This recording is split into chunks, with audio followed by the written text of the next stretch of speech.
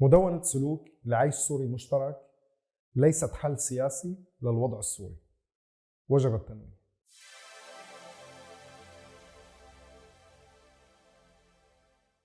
عوافي يا جماعة. القصة بلشت بأواخر عام 2016 بعد سنوات من الصراع والدم المسفوك بسوريا والشرخ الاجتماعي اللي صار كتير كبير بين كل أطياف المجتمع السوري والحقد والكراهية اللي صاروا أكبر من كل شيء بالبلد. اجتمعت شخصيات مجتمعية سورية من خلفيات دينية وثقافية واجتماعية وسياسية مختلفة، بعضهم عايشين بقلب سوريا والبعض الآخر برا سوريا. الشيء المشترك بيناتهم إنه كلهم متفقين إنه اللي عم بيصير بسوريا غير مقبول، وإنه الخاسر الوحيد بهذا الوضع هو الشعب السوري، وتحديداً بعد ما صار واضح إنه السياسيين ما عم يقدروا يلاقوا حل، وإنه شلال الدم ما رح يوقف غير بقرار خارجي. اجتمعوا مو لحتى يخترعوا حل للوضع السوري، ولكن ليهيئوا نقطة بداية لحياة السوريين من بعد الحرب. وشافوا إنه هيك نقطة بتبلش بالاتفاق على مبادئ بتصون كرامة وحرية كل السوريين بغض النظر عن انتماءاتهم الدينية والاجتماعية والثقافية والسياسية.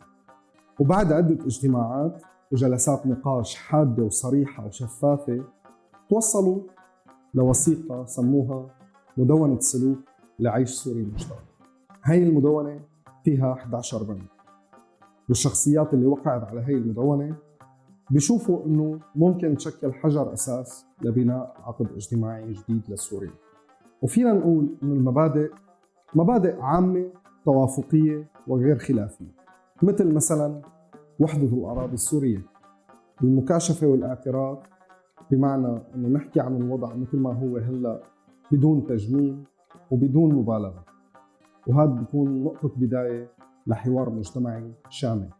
طبعا المساواة بين كل السوريين وصون حرياتهم، كمان الحفاظ على الهوية التنوعية للمجتمع السوري، باعتبار أن سوريا منذ الأزل وما زالت متنوعة جدا، وهذا الشيء بيميزها عن بقية بلدان المنطقة. وطبعا هذا بيؤدي بالضرورة للحفاظ على جماعية التراث السوري. التراث السوري ساهمت فيه كل الحضارات اللي عاشت على هي الأرض، ولا يمكن تجاهلهم أو إخفائهم أو إقصائهم. هلأ في بنود يمكن ولدت ردات فعل شوي عنيفة، مثل بند لا غالب ولا مغلوب. طبعا هذا البند بيعني إنه الأطراف المتحاربة لا يحق لها فرض شروطها على الشعب السوري بعد انتهاء الحرب باعتبارهم منتصرين.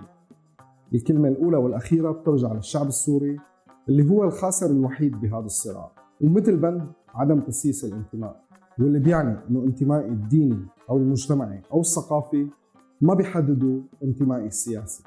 في مبدأ جبر الضرر، هذا المبدأ كتير مهم لمستقبل سوريا، وهذا المبدأ بالضرورة بيعني إنه كل مين له حق من عام 2011 أو ما قبله بحق له يتعوض، وأيضاً بيعني إنه كل مين تهجر بحق له يرجع للمكان اللي تهجر منه معزز مكرم.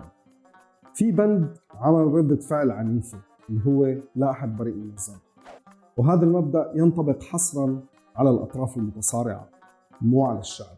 ولكن من أهم مبادئ هاي المدونة هو مبدأ المحاسبة. المحاسبة على كل الانتهاكات اللي ارتكبت بحق الشعب السوري من أي شخص كان، وهي المحاسبة بتكون بشكل شخصي بعيدة عن التارات وإثارة النعرات بين أطياف المجتمع.